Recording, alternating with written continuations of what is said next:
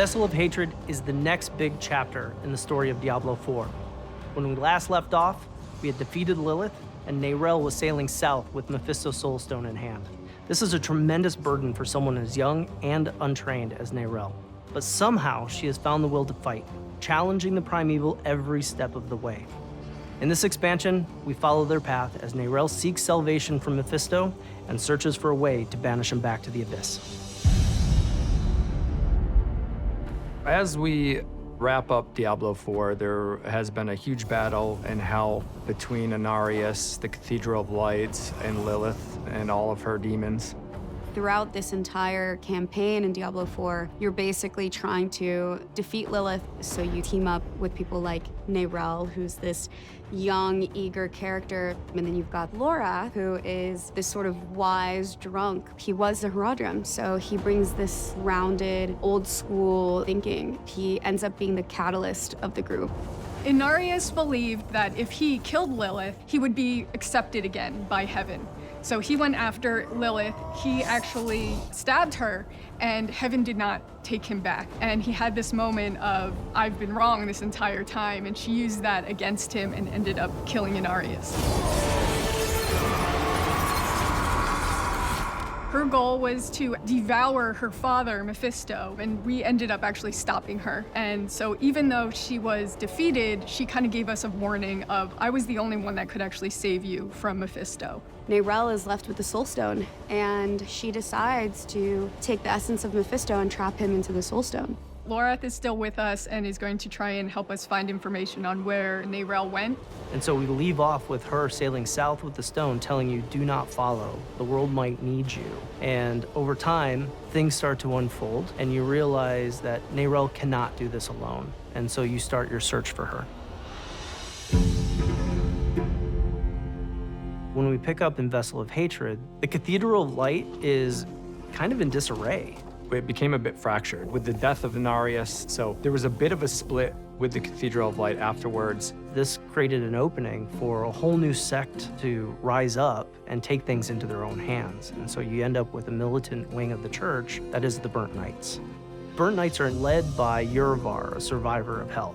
He's uncompromising. He feels that he's final judgment and that he's going to make better decisions for the church. They battled in hell, and now they're on this manhunt for Neyrelle and for Lorath. They want them to pay for their crimes, and they think that they should be the ones that have a say in what happens to Sanctuary. Mephisto is the Lord of Hatred. He's probably the one primeval that can create the most deep-rooted chaos, breaking up the people of Sanctuary. In the events of Diablo II, he was destroyed. He's been slowly resurrecting himself in hell, and he wants to come back and bring himself back to Sanctuary. And now that he is in this Soulstone that Neyrelle carries, this is his opportunity. The Herald of Hatred is Mephisto's wolf form. It's this astral projected form that he gets to put out and connect with the player and whisper in people's ears. The connection between Neyrelle, the player, and Mephisto is the fate of the world. Neyrelle wants to get rid of him, but the more time she spends with the stone, the tighter the bond between her and the stone is. The corrupting influence of Mephisto's Soulstone is going to potentially convince her to bring Mephisto back instead of destroy him like she originally wanted. So we need to actually make sure that she fulfills her original intent and doesn't fall to Mephisto's influence. Neyrelle plans to bring the Soulstone into the Vault of Light so she can purify the Soulstone of Mephisto's essence. The Vault of Light is this really sacred place that Akarat created. His presence is really important through the history of Sanctuary. Akarat wandered the world speaking the teachings of the Zakarum faith. His tomb is also said to be in the Vault of Light, which is in Nahantu.